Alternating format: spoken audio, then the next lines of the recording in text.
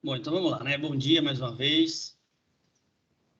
Hoje, dia 15 de fevereiro de 2022, na disciplina de fitossanidade do nosso curso de técnico subsequente em agropecuária, nós vamos abordar uma introdução ao estudo dos fitopatógenos. Além disso, vamos também falar sobre conceitos do que seria o patógeno, do que a entomologia busca estudar, investigar, e finalmente falar também sobre a fitopatologia, né? Como já é de conhecimento de vocês, nossa aula está sendo gravada e disponível nesse canal, Vinícius Reis, _oficial. Qualquer dúvida aí, fique inteiramente à vontade para questionar, tá bom? Não fique com dúvidas, aproveita aí e já dou as boas-vindas ao colega Orlando que chegou aí. Bom dia, Orlando. Começamos agora. Bom dia, professor. Bom, então, qual o objetivo da nossa aula de hoje? É conhecer a importância da fitopatologia para os cultivos agrícolas. Já já a gente vai falar sobre o que seria essa fitopatologia, tá bom? E o que é que você pode ganhar com a aula de hoje, enquanto estudante, é uma maior habilidade para a compreensão de sintomas e sinais, né? Saber o que são sintomas e o que são sinais, diferenciar, que as espécies vegetais apresentam para diagnóstico e controle de pragas e doenças que podem comprometer o desenvolvimento das culturas no campo. Então, vamos lá.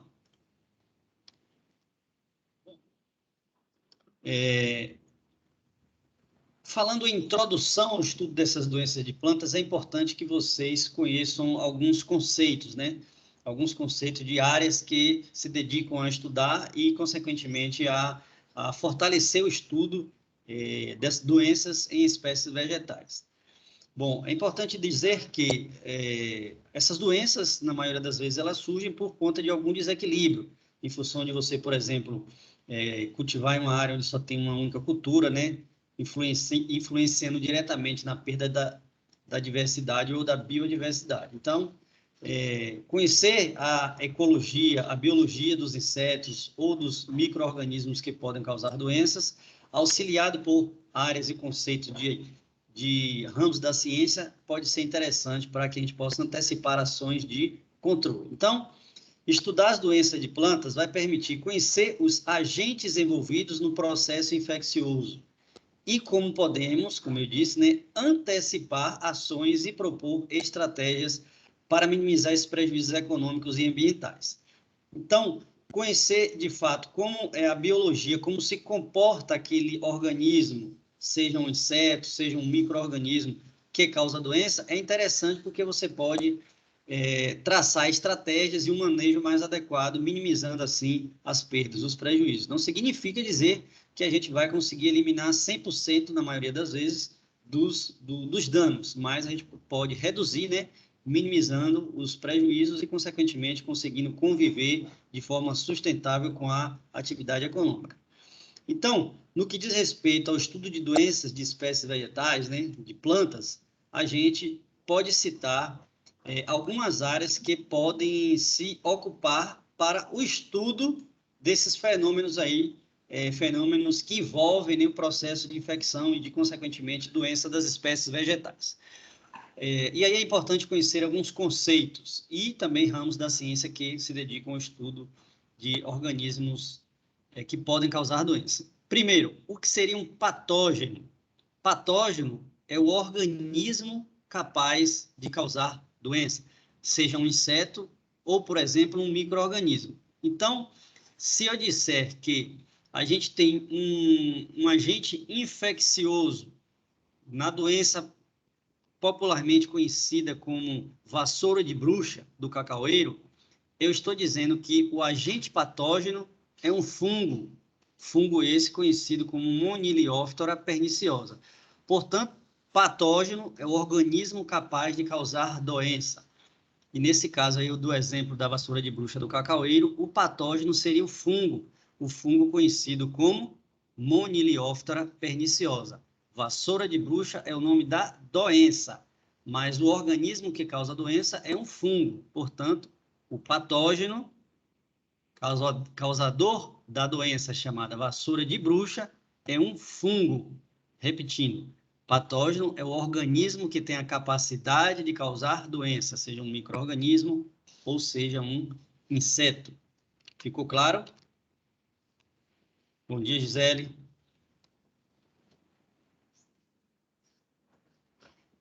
Bom dia, professor. Bom dia. Dei bom dia especialmente para você agora, porque os demais eu já tinha dado bom dia, tá bom? E aí, alguém tem dúvida do que seria o patógeno?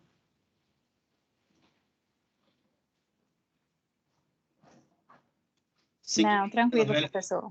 Ah, ok. Obrigado. Então, vamos lá. E o que seria a entomologia? É um ramo da ciência que se dedica ao estudo de inseto. E por que é importante que a entomologia auxilie nos estudos aí que diz respeito a organismos que causam doença? Porque a entomologia estuda insetos e grande número dos insetos existentes na natureza são considerados pragas agrícolas, porque provocam danos diretos ao tentarem, por exemplo, sugar a seiva, né, fazendo orifícios aí nos ramos, nas folhas, nos frutos, e também porque eles têm a capacidade de transportarem outros organismos ou micro-organismos. Portanto, a gente pode considerar que os insetos também podem atuar como vetores de doenças.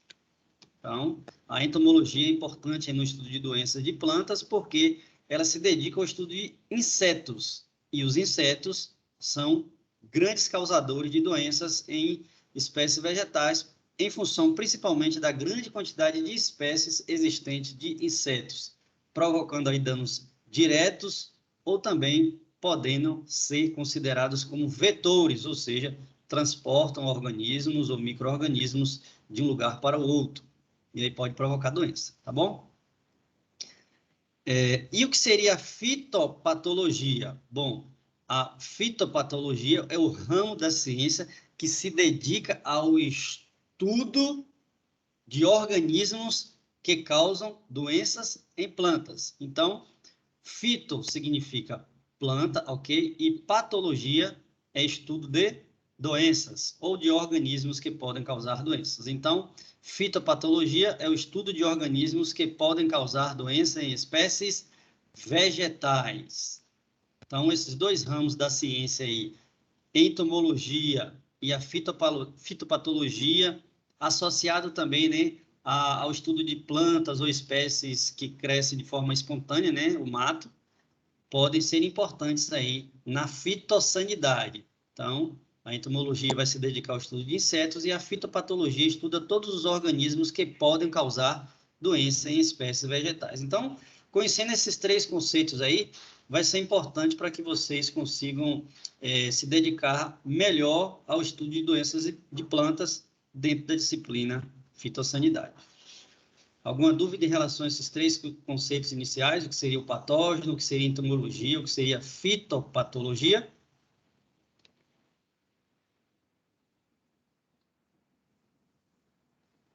Não, professor, tranquilo.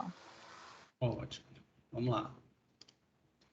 Bom, aqui mais alguns conceitos, né, envolvidos no estudo de doenças de plantas, que estão relacionados direta ou indiretamente com a patogenicidade.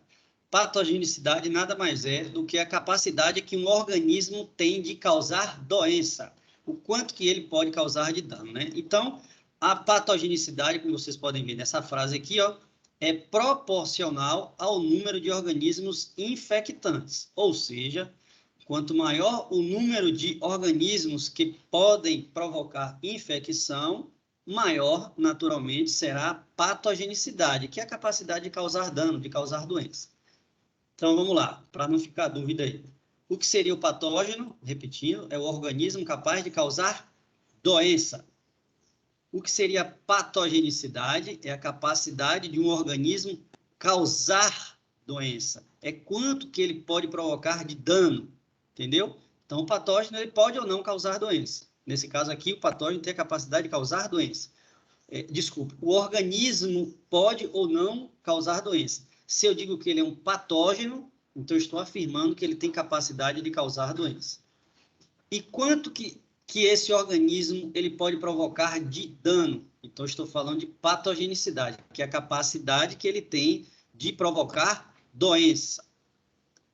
Ficou clara aí a diferença de patógeno e patogenicidade?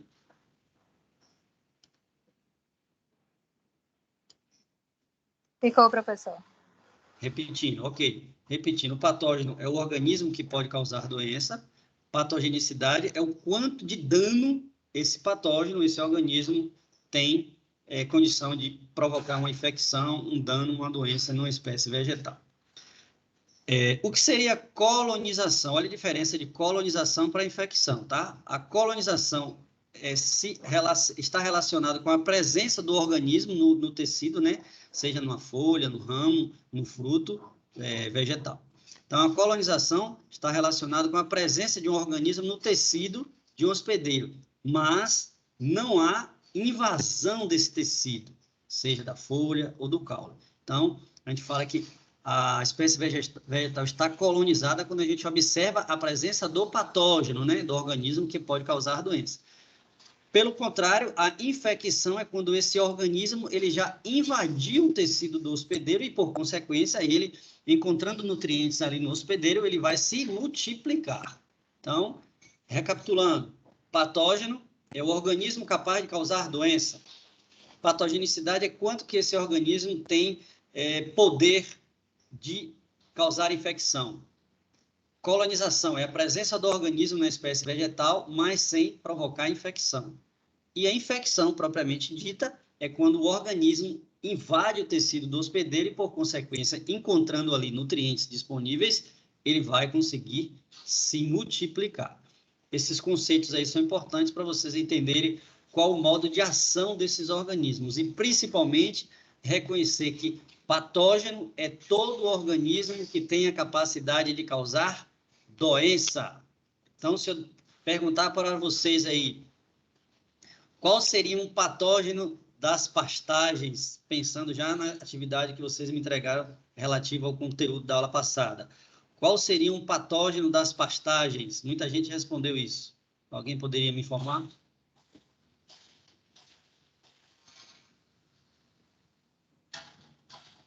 E aí, minha gente? Adriele, Jussiele, Gabriel, Marcela, Luiz, Gisele, Orlando, me digam aí, o que seria um patógeno das pastagens? Orlando fez na atividade lá, que era a cigarrinha das pastagens. Perfeitamente. Perfeitamente. Então, é um inseto, né? Uma cigarrinha que pode provocar danos aí nas pastagens. Então, é um patógeno. Patógeno das pastagens seria um exemplo, a cigarrinha. Muito bem. Agora vem a pergunta, por que é interessante, e mais do que isso, mais do que importante fazer o estudo de doenças de plantas? Explico com o auxílio dessa ilustração aqui. Então, a gente observa nessa imagem aqui a projeção da produção de alimentos até os anos de 2026, 2027, segundo dados aí do Departamento de Agricultura dos Estados Unidos. Então, há uma projeção mundial aí de produção de alimentos de 2026 até 2026, 2027, no que diz respeito à necessidade de aumentar a produção de alimentos, naturalmente em função da demanda, em função do aumento da população. Então, por exemplo, aqui no Canadá, a gente observa aí um aumento em torno de 9%. Nos Estados Unidos, a gente observa um aumento em torno aí de 10%. Na União Europeia, em torno de 12%. Rússia, em torno de 7%. China, 15%. E Austrália, em torno de 9%. Observa que aqui no Brasil, a projeção é um considerável aumento aí, né? Em torno de 41%. Se eu digo para vocês que a projeção aí até 2026, 2027 é de um crescente aumento em torno de 41% da produção de alimentos, eu preciso compreender que os campos, né, as áreas rurais, elas vão precisar estar preparadas, ou seja, vão precisar produzir mais. E ao se produzir mais, há uma relação direta com a possibilidade do surgimento de doenças nessas áreas. Então, considerando aí que o Brasil é um dos maiores produtores mundiais de alimentos e de madeira também, a gente verifica que o agronegócio ele contribui de uma forma direta, significativa, para o PIB, que é o Produto Interno Bruto, nada mais é do que a soma das riquezas produzidas por um país. Então, a área da agricultura e, por consequência, o agronegócio, ele contribui consideravelmente para a riqueza do Brasil. E se a gente pensar que parte dessa riqueza ela pode ser afetada pelo surgimento de doenças de espécies vegetais, a gente precisa pensar com cuidado nas ações, no manejo para evitar essas doenças, porque, consequentemente, você está evitando perdas significativas de recursos financeiros que contribuem, como eu falei, para a riqueza do país. Então, portanto, conhecer o comportamento das doenças em espécies vegetais é fundamental para a garantia de um manejo eficiente e racional. Compreender o raciocínio aí da necessidade de se estudar as doenças em função da crescente demanda por alimentos e principalmente porque a produção de alimentos está atrelada ao agronegócio e, por consequência, é uma fonte de riqueza para o nosso país. Entenderam o raciocínio? Aqui mesmo em Ilhéus está tendo embarque direto de eucalipto. Sai os navios para Portugal. Isso, exatamente. Ali na área do porto, para quem conhece aqui, a todo momento chegam carretas, né, com carregamento de eucalipto, e já existe uma área destinada ali enorme justamente para armazenar os eucaliptos e depois irem sendo pouco a pouco embarcadas com destino a outros países, principalmente da Europa. Muito bem, é isso aí. Então, aí eu vou apresentar para vocês aqui agora alguns agentes fitopatógenos, mas antes de começar a falar, é importante falar desses agentes fitopatógenos, é importante relembrar o conceito, né? Então, um agente fitopatógeno é aquele organismo que tem a capacidade de causar doença em espécies vegetais, tá bom? Então, vamos lá. Recapitulando, né? Esses agentes fitopatógenos são organismos que causam danos às culturas, influenciando de forma direta ou indireta na rentabilidade do empreendimento agrícola. Quais são esses agentes fitopatógenos? Podem ser micro-organismos, né? Os vários micro-organismos existentes, especialmente fungos, bactérias e vírus, mas também os insetos, que, como eu falei, podem atuar também como vetores. E aí, a gente está observando aqui na imagem, né, na tela, alguns exemplos de agentes fitopatógenos. No caso da soja, né, que é um problema muito sério, e os produtores de soja convivem e combatem, né, a ferrugem em todo ano, né, toda safra, né, todo ciclo de produção, que é provocado por um fungo, né? E aí vocês podem ver os danos aqui provocados, tanto na parte de baixo da folha, né?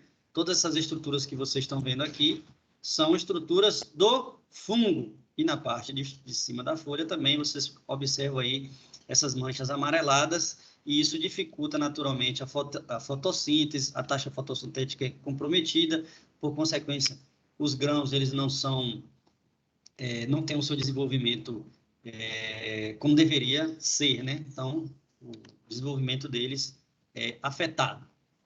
E a parte comercializável da soja é justamente os grãos, né? Então, vamos lá.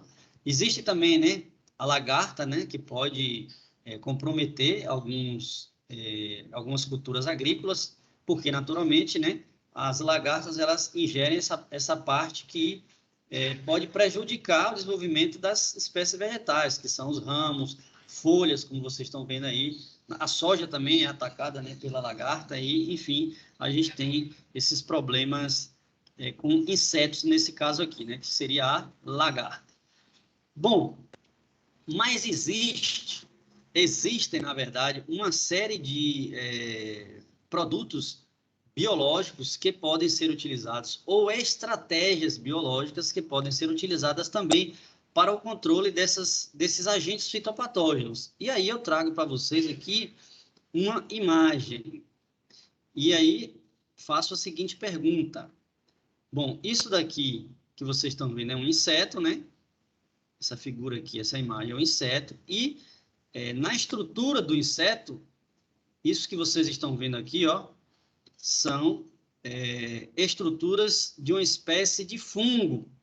Aí eu pergunto a vocês, eu disse aqui que o fungo, né, dei um exemplo do fungo, no caso da ferrugem da soja, que pode afetar negativamente o desenvolvimento da cultura. Neste outro exemplo aqui, eu já estou dizendo que tem um fungo que Aparentemente, né, ele está colonizando um inseto. Então, eu pergunto a vocês, o fungo nos cultivos agrícolas e pensando em agentes fitopatógenos, é um inimigo ou aliado do produtor?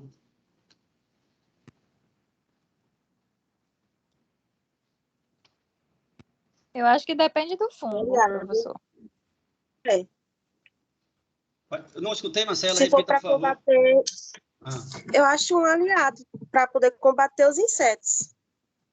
Os que combatem, né? Que nem a colega falou. mais alguém se manifesta?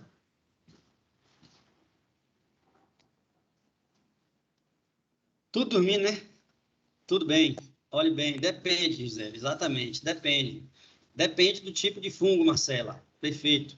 Então, existem fungos que a gente chama de fungos entomopatogênicos.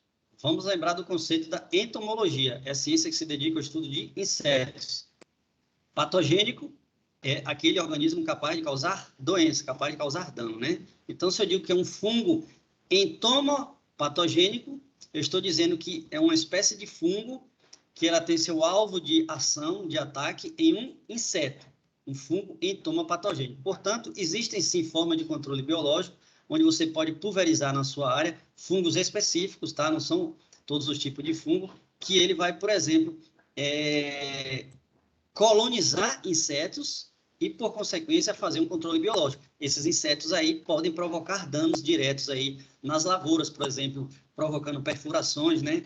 Em frutos, por exemplo. Então, o fungo ele pode sim ser o inimigo, se ele causa dano direto às suas espécies vegetais, como, por exemplo, no caso da soja, provocando doença, nesse caso específico é a ferrugem da soja, mas em outras espécies, em outros, a depender do manejo, você pode utilizar o fungo para controlar insetos, fungos entomopatogênicos. Portanto, a resposta para a pergunta se o fungo é um inimigo ou aliado, depende de qual é a ação do fungo, qual é a ação do inseto e como que você maneja tudo isso daí. Por isso que no início da nossa aula aqui eu falei que era importante ter conhecimento sobre o ciclo de vida, sobre a biologia e conhecer a sua área e quais são os inimigos naturais, quais são as possibilidades de patógenos que você vai ter ao longo do ciclo da sua cultura. Então, respondendo, o inimigo, o fungo ele pode ser inimigo ou aliado, dependendo da forma de manejo, tá bom? Nesse caso aqui, ele é um aliado, porque é um fungo que está colonizando inseto, que pode provocar danos naturalmente às lavouras. Nessa outra imagem, eu apresento mais exemplos de agentes fitopatógenos, sempre relembrando que o agente fitopatógeno é aquele organismo que causa doença, e nesse caso aqui, a gente está falando de uma doença chamada requeima do tomate. Os danos são esses que vocês estão vendo na imagem aí, né? Provocando aí danos consideráveis e prejudicando naturalmente a comercialização desse tomate, né? Então, qual o organismo que causa esse tipo de doença? A requeima. É um fungo chamado de Phytophthora infestans. Então, as estruturas de reprodução conhecidas como esporos desse fungo são produzidos aí em plantas doentes e esses esporos aí eles podem ser dispersos na sua área através da ação do vento, da chuva, inclusive também serem transportados para as outras áreas através da ação dos insetos, tá bom?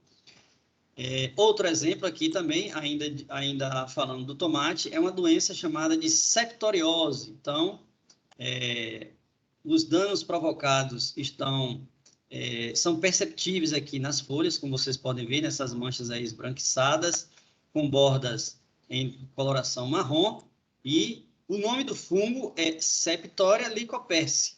Por isso que o nome da doença é septoriose, tá bom? De forma semelhante, essas estruturas de reprodução dos fungos, desse fungo aqui, Septoria lycoperse, pode ser também disseminada através, principalmente, da ação da chuva. Então, mais exemplos aqui de agentes fitopatógenos. Vamos lá. Pergunta que está aqui na parte de baixo. Somente espécies cultivadas comercialmente são hospedeiras de doenças ou patógenos? O que é que eu estou perguntando? Aqui, por exemplo, eu estou vendo uma espécie ornamental que pode ser plantada em praças públicas, para provocar aí, favorecer, né, o aparecimento de sombras, trazer um conforto térmico para as pessoas, enfim. Aí eu pergunto, só espécies cultivadas comercialmente, como, por exemplo, a cenoura, como vocês estão vendo aqui, né? Tomate, coqueiro, hortaliças, enfim, somente essas espécies comerciais, elas são hospedeiras de doenças ou patógenos, sim ou não? Eu acho que não, professor. Acho que qualquer planta pode ser hospedeira de patógeno. Gabriel, não ouvi direito? Eu também acho que não. Por que você acha que não, Gabriel? Porque minha avó tem umas plantas aqui e as formigas lagartas também atacam. Perfeito.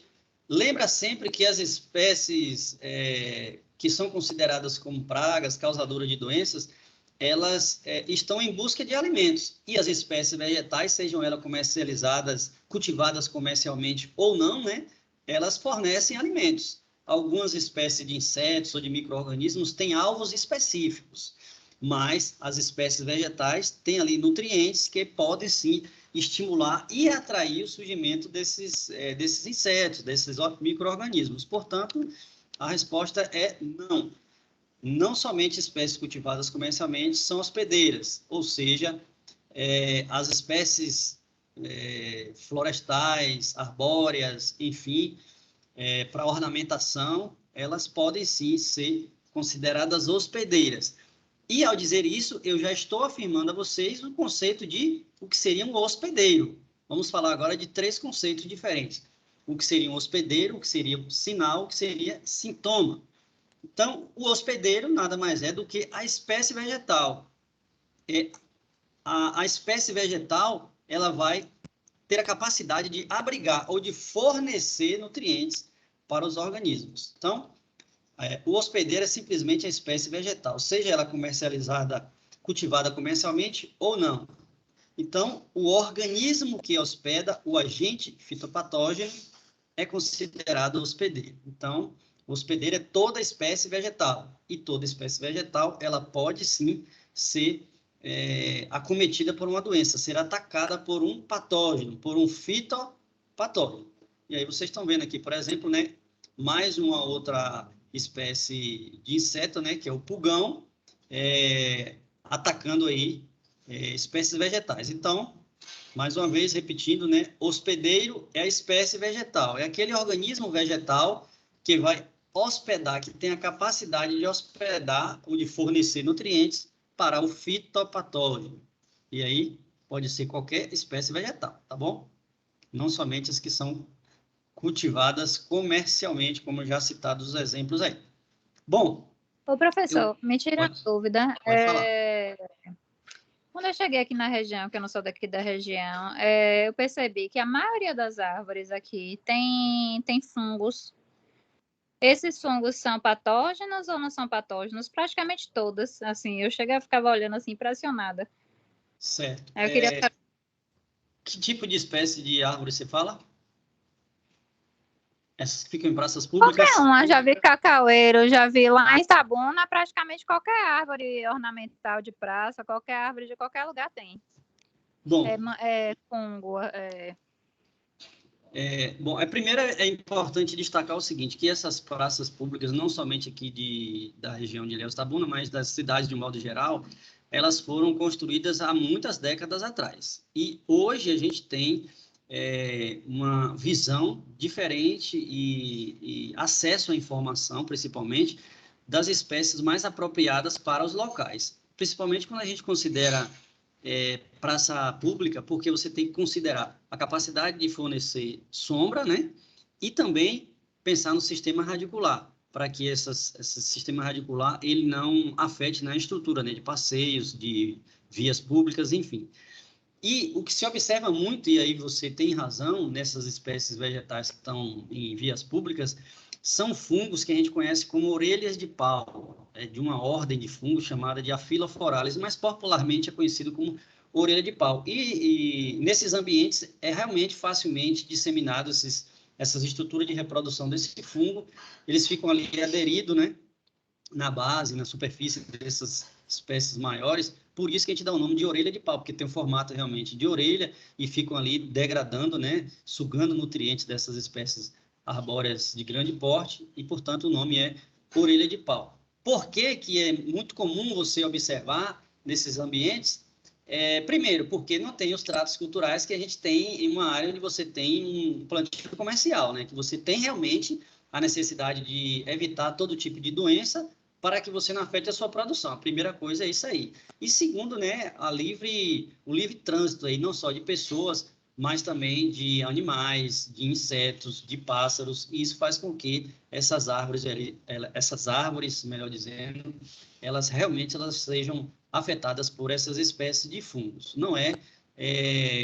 Não raras às vezes você observa aí ações aí da Secretaria de Agricultura das prefeituras no sentido de podar essas árvores e principalmente em alguns casos realmente remover, porque como eu disse, elas foram implementadas aí, né, há algumas décadas atrás sem um menor planejamento e, consequentemente, chega uma época que você precisa tirar essas árvores para que não tenha risco de acidentes, né? Com carros danificando patrimônio público e também para que as pessoas não se machuquem. Entendeu, Gisele? Entendi, professor. Entendi, obrigada. Mas é comum, sim. Bom, outro conceito aqui em relação a estudo de doença de plantas são sinais. O que é um sinal em relação ao estudo de doença de plantas, tá? O sinal nada mais é do que a estrutura do patógeno, ou seja, do organismo que causa a doença, né? Então, são as estruturas do patógeno que você consegue ver. Então, são as estruturas do patógeno exteriorizadas no tecido ali do vegetal, do fruto, já doente, que podem naturalmente ser vistas a olho nu. Eu gosto bastante de trazer essa imagem aqui quando eu falo de sinal, porque vocês conseguem visualizar. A maioria das pessoas já conseguiu ver esse tipo de imagem aqui. Então, a gente tem aqui do lado esquerdo, né, uma imagem de um morango, né, sadio, naturalmente. Então, aqui você não tem nenhuma observação de sinais, ou seja, você não consegue ver a estrutura do patógeno. Repetindo, o que é o sinal? São estruturas do patógeno, ou seja, do organismo que causa doenças ali no tecido, né? E nessa outra imagem aqui, vocês já estão vendo os sinais da presença do patógeno. Então, eu pergunto a vocês, já conseguiram ver em morangos, né, esse tipo de estrutura que vocês estão vendo na imagem que estou apresentando aí? Sim. Já vi. Já, professor. Então, é como se Na você... verdade, na bandeja de morango, a maioria fica assim. Isto, perfeitamente. O morango, ele apresenta uma capacidade muito grande de se alterar, ou as suas características serem alteradas pela presença de patógeno, e especificamente fungos. Então, essa estrutura que vocês estão vendo ali, é uma estrutura que a gente dá o nome de micélio. São estruturas de fungo, são filamentos tubulares muito pequenos, mas quando o desenvolvimento do fungo está acelerado, a gente consegue ver a olho nu e tem essa aparência, essa característica como se fosse algodão. A gente chama de aspecto cotonoso, então se assemelha muito a algodão. Então essa estrutura esbranquiçada que vocês estão vendo aí na superfície do morango, isso aqui são sinais de que há um organismo causando doença aí. Que organismo é esse? Eu afirmo a vocês que é um fungo. Então, esses sinais observados aqui no tecido do fruto são representantes da presença de um fungo. Então, repetindo, o que são sinais quando a gente pensa em doenças de plantas? São as estruturas do patógeno, do organismo que causa a doença. Isso a gente pode ver no tecido do hospedeiro. Ok? Bom, mais embaixo, a gente vê aqui, ó, uma imagem aqui de pimentões sadios também, né? Vermelhos, amarelos, verde. E ao lado direito aqui, né, a gente observa aí mais sinais, né? Estruturas do patógeno de uma doença muito comum em pimentão, tá bom? E a característica singular, né, que é muito fácil da gente perceber e identificar a doença, nesse caso aqui, do pimentão, são essas estruturas que ficam organizadas em formato circular, minha gente. Então, essas estruturas, vocês observam aqui, ó, começam bem pequenininha nesse formato circular aqui e vai aumentando de tamanho. Então, essa estrutura aqui é característica de um fungo também. A gente chama de Coletótricum. É um fungo que dá o nome à doença chamada de cercosporiose. Cercosporiose é o nome da doença que afeta aí cultivos de pimentão. Então, a gente vê a estrutura, então a gente está visualizando uma característica da presença de, nesse caso aí, de fungo, né? Então, o sinal, repetindo, é a estrutura, ou são as estruturas do patógeno no tecido do hospedeiro, que você pode ver, na maioria das vezes, aí, a olho nu, e consegue, em alguns casos, com alguma experiência, já identificar qual é a doença e, principalmente, qual é o patógeno, qual é o agente que está causando doença. Nesse caso aqui, é um fungo chamado de Coletótricum, provocando a doença chamada de cercosporiose do pimentão. Ok? Alguém tem alguma pergunta?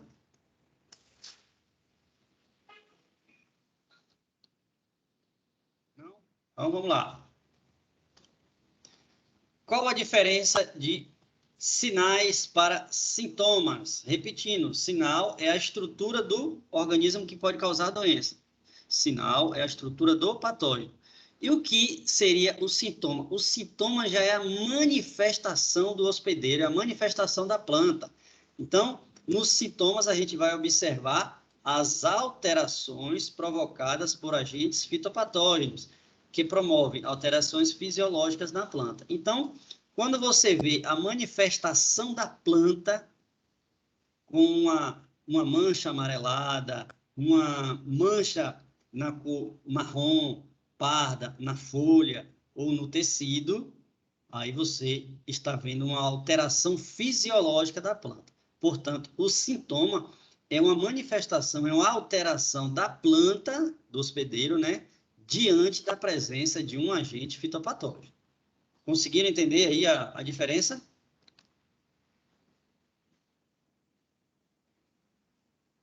Quando você tem um sinal, você observa a estrutura. Parte do patógeno ali no seu fruto, na verdura, na folha. O sintoma é uma alteração fisiológica, é como é que a planta responde, né?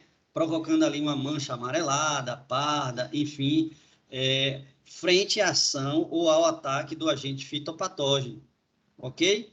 Aqui a gente está vendo um exemplo, né? No caso do alface, nessas manchas aqui pardacentas circulares provocadas por esse fungo aqui, né? Cercospora longíssima. Então, aqui é a alteração fisiológica que a gente observa em função do ataque desse agente fitopatogênico. Vocês conseguiram entender a diferença entre sintoma e sinal? Sim, professor. Ok. Adriele? Repete. Conseguiu entender? Repete mais uma vez. Repito com certeza. Quando você pega ali aquele morango e vê aquela estrutura esbranquiçada na superfície do morango, aquilo ali é a estrutura que o patógeno produziu, que a gente chamou de micélio, parece um algodão. Aquilo ali é a estrutura do patógeno, tá? Então, aquilo ali é um sinal, você está observando que existe um patógeno, que existe um organismo que pode causar doença no morango. Então, aquela estrutura esbranquiçada é o sinal. Então, a estrutura do patógeno é um sinal. Você viu a estrutura, você fala, ó, tá ocorrendo o ataque de uma doença ali. E o que seria o sintoma? É a resposta da planta, né? Ou seja, como que a planta ela vai nos fornecer informações de que existe algo em desequilíbrio ali. E esses sintomas são provocados pelo ataque desses agentes fitopatógenos. E você pode ver esses sintomas como o amarelecimento, né, de uma folha, de um fruto. Então, a gente tem essa relação entre o que é o sintoma e o que é um sinal. Vamos fazer uma comparação, por exemplo, com o ser humano. Então, quando você apresenta uma alteração, veja bem, uma alteração na sua temperatura corporal em torno ali de 38,5 graus, você apresenta febre, né? Não é isso? Então, quando você tem uma febre no seu corpo, significa dizer que algum agente está lhe provocando doença. Qual é o sintoma? A sua temperatura aumentar. Você fica com febre, começa a transpirar. Então, isso é um sintoma da presença de algum agente que está lhe causando doença. Conseguiu entender, Adriele? Entendi. Ótimo. Muito bem. Qualquer dúvida? Muito bem, aí eu vou apresentar mais alguns exemplos aqui do que seriam sintomas e algumas doenças importantes, né? Mas identificar em campo, né, esses sinais, esses sintomas é importante para que a gente consiga antecipar algumas ações de manejo, né? Então, o primeiro passo para realizar um adequado cronograma de controle de pragas e doenças em lavouras é a correta identificação desses sintomas e sinais. Isso é importante, como eu disse, porque você consegue observar no campo as alterações fisiológicas da planta em função da presença dos sintomas e principalmente também dos sinais do patógeno, e aí você pode introduzir alguma estratégia de manejo para combater ou conviver, né, reduzir aí as perdas. E aí eu trago como um exemplo, né, uma doença que não chegou na Bahia, mas já está presente no Brasil, que é a monilíase. A monilíase, já existem estudos aí que dizem que é uma doença tão severa ou pior do que a vassoura de bruxa para o cacaueiro. E aí já existem algumas ações do governo federal para tentar conter o avanço dessa doença, né? E de modo que não chegue aqui nas nossas fronteiras, no nosso estado, porque seria um desastre. E aí, observar os sintomas e os sinais dessa doença foi uma das importantes estratégias para enxergar as plantas que estavam doentes. Uma dessas estratégias foi justamente a observação de sinais. Bom, eu vou... algum tempo atrás eu fui em uma propriedade, né? Como vocês podem ver aí na imagem, fiz alguns vídeos para mostrar em campo como que você consegue observar essas características, né? Como que a planta pode nos dar essas respostas em termos de sintomas e sinais, se observando algumas culturas no campo, e aí você consegue identificar quais os possíveis agentes que estão causando doença, quais são os possíveis agentes fitopatógenos. E aí, naturalmente, para não mostrar esses vídeos todos aqui durante a aula, eu deixo como sugestão para vocês, depois, se vocês quiserem, e acessem o canal, né, como já falei, Vinícius Reis _oficial, que é um conteúdo específico aí para vocês, depois, se tiverem curiosidade, observar esses sintomas e sinais. Mas eu vou mostrar algumas fotos retiradas aí nesse dia, tá bom? Então, vamos ver aqui. Ah, jovens. Aqui. Bom, aqui, baseado no conceito que eu mostrei a vocês sobre o que é sintoma e o que é sinal, e olhando essas imagens aí que vocês estão vendo aí da doença vassoura de bruxa do cacaueiro, eu pergunto a vocês, o que são os sintomas e o que são os sinais nessa imagem? Vocês conseguem dizer se vocês estão vendo sintomas ou sinais?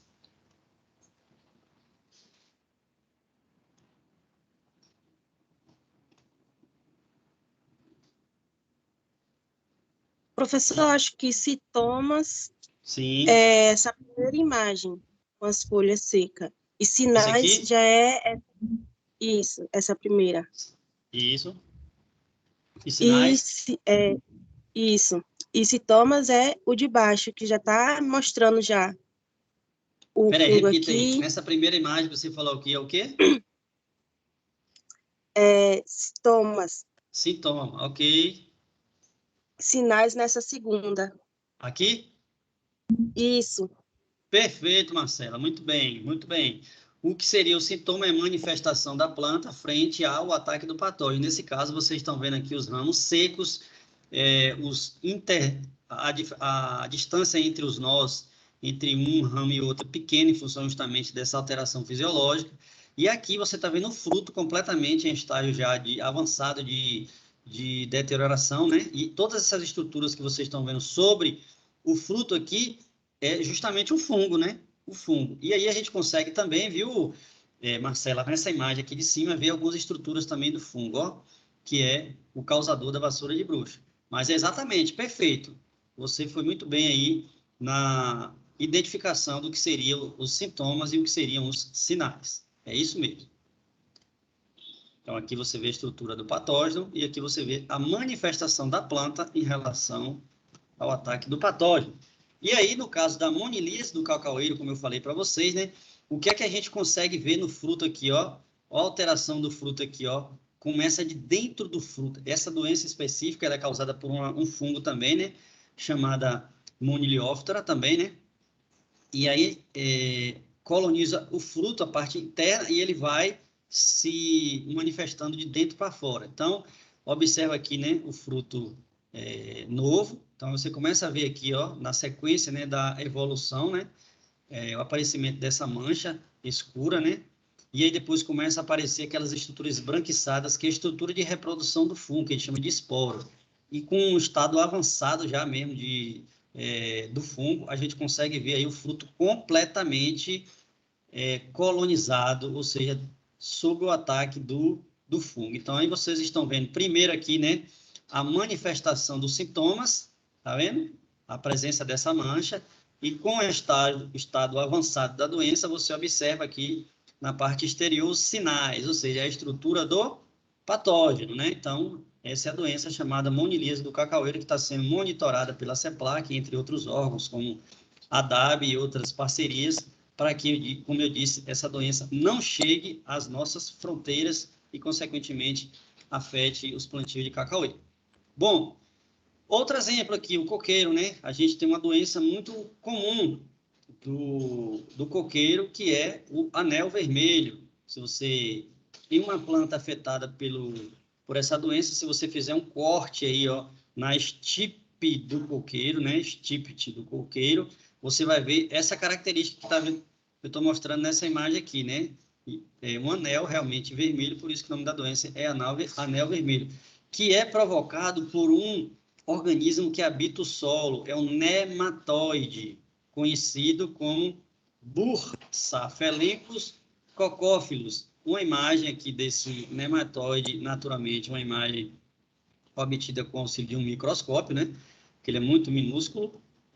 Você observa essa imagem aqui, né? Então, ele vai provocar essa doença chamada de anel vermelho. Mas esse nematóide, ele chega ao coqueiro porque ele consegue se aderir, né, ao estômago, à estrutura de um besouro esse chamado Rhincóphoros palmaro.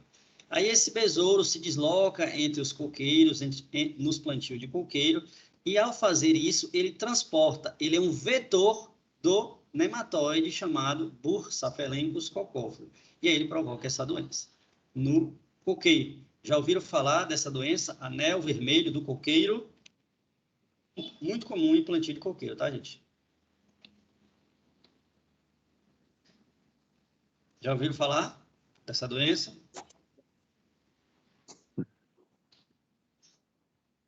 Não.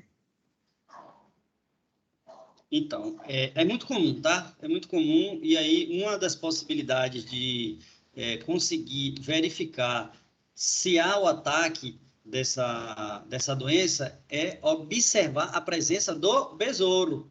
Se tiver esse besouro aí, conhecido como Rhincóphoro palmaro, na sua área, então você tem que ter atenção. Então, você observou, né, a presença do inseto, fique atento, porque podem ter essa doença pode estar sendo manifestada aí e as palhas começam a secar do coqueiro, então é importante estar atento também à forma como essa doença se manifesta e como que ela pode surgir na sua área. Outra doença ainda do coqueiro também é conhecida como resinose. Então, assim, ó, nas típicas do coqueiro, ó, você observa aí o escorrimento desse líquido, que se assemelha a uma resina mesmo. Aqui eu fiz uma foto mais aproximada para vocês observarem, como se fosse uma resina Então, aqui a gente está vendo a manifestação, a alteração da planta em função da presença do patógeno, né? Então, a gente consegue observar aí os sintomas da planta provocado, essa doença resinosa é provocada pela presença do fungo Tchelaviopsis paradoxa. Então, ao observar em coqueiros, né, essa resina, pode ser que esteja ocorrendo aí a doença chamada de resinose. Então, é mais um exemplo de como observar os sintomas em campo da possível presença de doenças ou pragas. Dúvidas?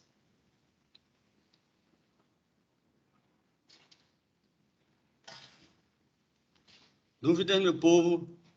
Não, professor. Tudo bem. Não.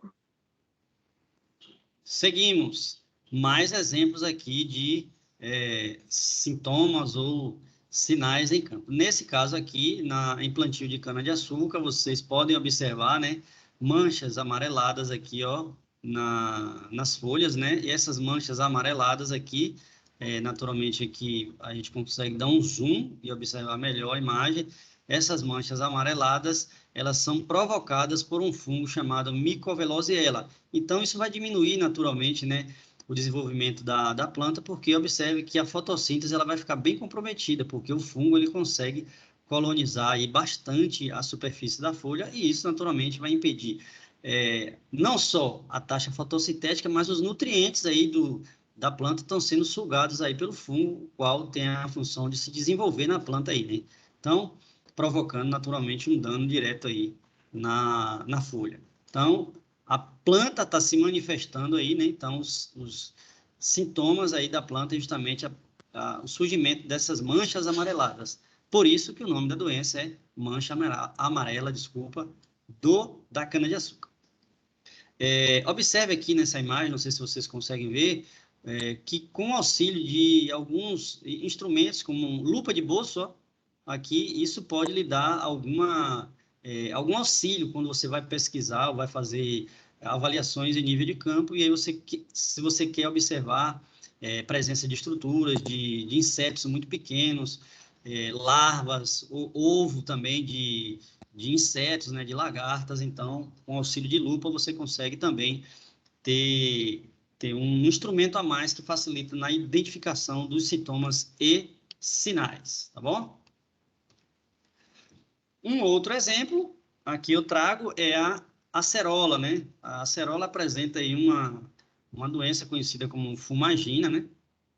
Que aí eu trago aqui uma imagem, retirei aqui algumas folhas, e vocês podem observar, né? Que a superfície da folha da acerola, ela fica aí com essa coloração escura, né?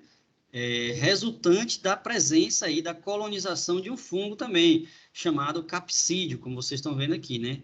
Só que esse fungo, ele só aparece depois que surgem orifícios na folha da acerola. E esses orifícios, eles são provocados pela ação de pulgões. Então, inicialmente, pulgões, que são insetos, eles atacam a superfície da folha para sugar nutrientes, né, e se desenvolverem, e esses pulgões, eles deixam orifícios que vão servir como porta de entrada para o desenvolvimento dos fungos. Esses fungos são conhecidos como capsídio. O desenvolvimento deles na superfície da folha das aceroleiras tem uma coloração escura e, portanto, aí a gente tem o nome da doença chamada fumagina. Aqui nessa outra imagem de cima, vocês também estão vendo a folha aí aderida naturalmente no ramo, né? Então, na aceroleira. Então, aqui a gente consegue ver o desenvolvimento do fungo, e isso provoca danos não só na produção, no crescimento, mas também na produção da acerola. Então, pode comprometer, sim, o seu desenvolvimento e os níveis de produtividade que você deseja. Mais uma vez, eu estou demonstrando aqui a presença nesse caso aqui, de sinais, né? Porque você está vendo aqui as estruturas do patógeno, e as estruturas que vocês estão observando aqui são do fungo, conhecido como capsídio, para vocês irem observando aqui em campo, com alguma experiência, a gente vai conseguindo fazer a diagnose ou diagnóstico das doenças que podem estar afetando a sua planta, desculpe. E aí você pode propor estratégias de controle. Estão compreendendo até aí? Sim, professor, tudo ok. Ótimo. Mais um exemplo é o caso aqui da bananeira, né? A bananeira, quem convive em áreas de plantio de bananeira vai observar que a maioria das folhas, ou a maioria das áreas, a gente tem essas plantas, né, bananeiras com o sintoma de uma doença chamada cigatoca amarela, onde você vai vendo aí essas manchas amareladas, né? Não são circulares, são manchas alongadas, como vocês estão vendo aqui.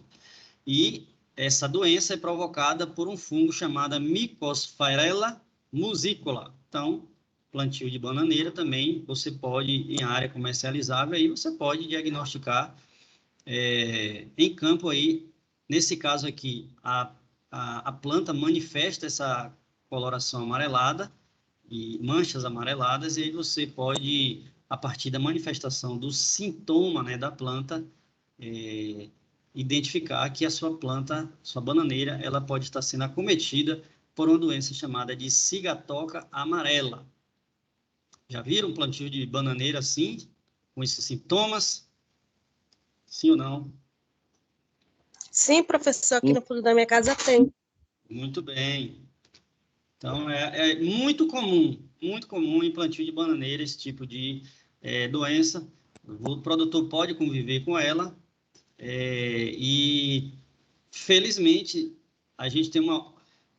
Infelizmente, a gente tem outra doença chamada de cigatoca negra, mas, felizmente, a gente tem tido a oportunidade de não conviver com essa cigatoca negra aqui na Bahia, porque é uma doença muito severa e pode matar a planta. Diferentemente da cigatoca amarela, você pode conviver durante o ciclo de produção sem grandes prejuízos.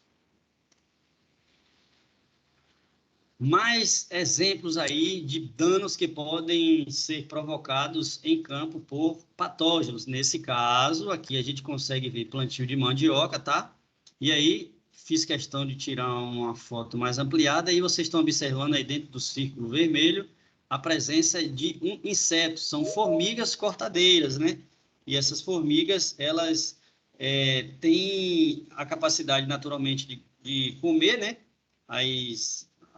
As folhas da mandioca e, naturalmente, se você não tem superfície foliar ou se a superfície foliar da sua planta ela é bastante reduzida, né, como vocês estão vendo aí, naturalmente, o desenvolvimento da planta ele vai ficar comprometido. Então, aí você está vendo diretamente o patógeno, né? Então, aí você está falando de sinais, a estrutura do patógeno, e aí você já sabe que o que está provocando dano ou possivelmente doença é uma formiga. Muitos problemas com formiga aí em áreas que você conhece de mandioca ou estão mais relacionados com lagarta? Aqui na minha era mais formiga. Formiga, né? Muito bem. Falando em formiga, Gabriel, se você... bom, primeiro, Jussiele. Diga, Jussiele. Eu ia falar que aqui também é formiga. E aí, vocês fazem o quê para conviver com as formigas? Aqui os caras batem muito veneno. Veneno. E você, Jussiele?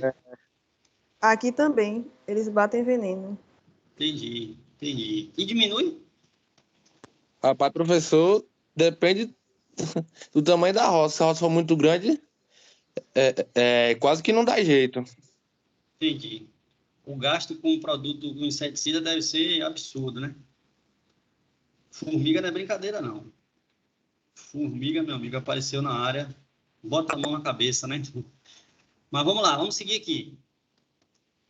Agora é a hora de perguntas para que a gente consiga aí consolidar nosso conteúdo e, portanto, praticar a melhor coisa, né? Vamos lá. Perguntar para quem estava dormindo, né? Orlando, meu jovem, você está por aí? Tô, professor. Muito bem, meu caro. Bom falar com você. Me diga aí, qual o agente fitopatógeno da cultura da acerola? Me diga um.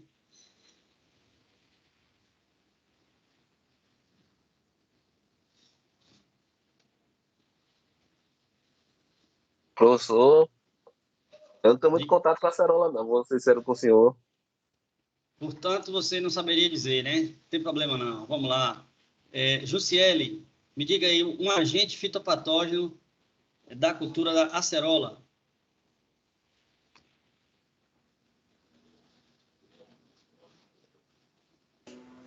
Sei não, professor.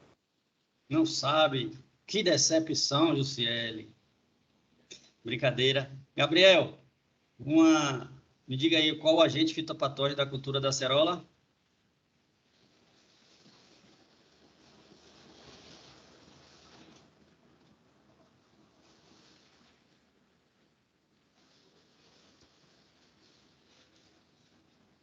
Gisele, poderia salvar aí a turma? Você?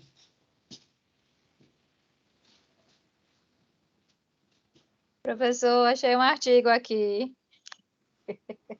Fala aí.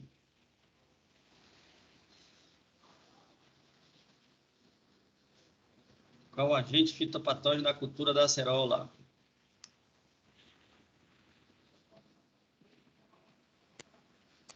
Se alguém mais quiser responder, fica à vontade aí, viu? Adriele, Marcela, Luiz. Pode falar, Gisele.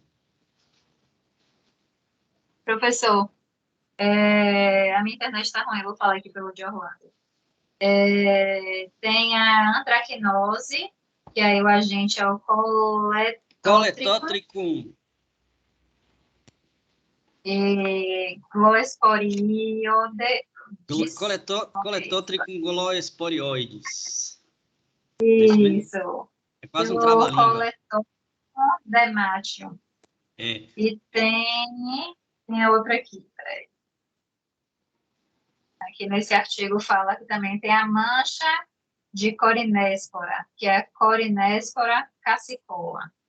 Isso. Veja Tem só. mais. Tem mais? Seca lenta. Tem um bocado aqui. Seca lenta, ou podridão seca dos ramos. Mancha de Cercóspora, ferrugose e mancha de Cercosporidium. Podridão Então, dos frutos e nematóides. O isso. artigo Embrapa, ele fala de todas essas doenças, da acerola. Ok. Agora lembre também que, além disso daí, eu dei um exemplo aqui, hein? Eu mostrei ali que a gente tinha um fungo chamado Capsidium e que provoca a fumagina, que é o surgimento... Bom, aí já estou querendo responder a segunda questão, né? Mas o agente fitopatógeno da cultura da acerola poderia ser, além de todos esses que Gisele colocou aí, também tem o capsídio, que é um fungo, né? Provocando a fumagina. Aí vem a segunda pergunta. Luiz, quais os sinais que a planta apresenta que auxiliam no diagnóstico em campo? Me diga aí. Luiz, consegue ouvir? Consigo. Muito bem. Quais são os sinais que a planta apresenta que pode nos auxiliar no diagnóstico de uma doença ou do ataque de um patógeno em campo? Você mostrou a folha, não foi, professor? Você pode observar, né, manchas na folha, no fruto, não é isso?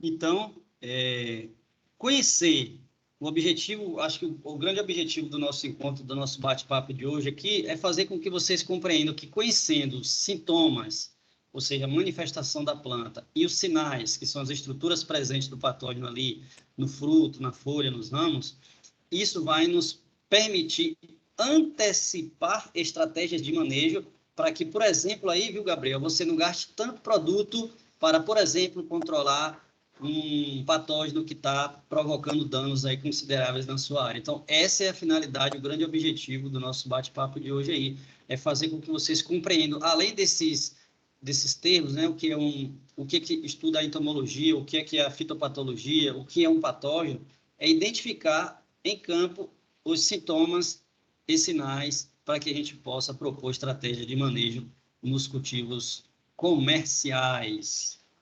Tudo bem? Tudo ok?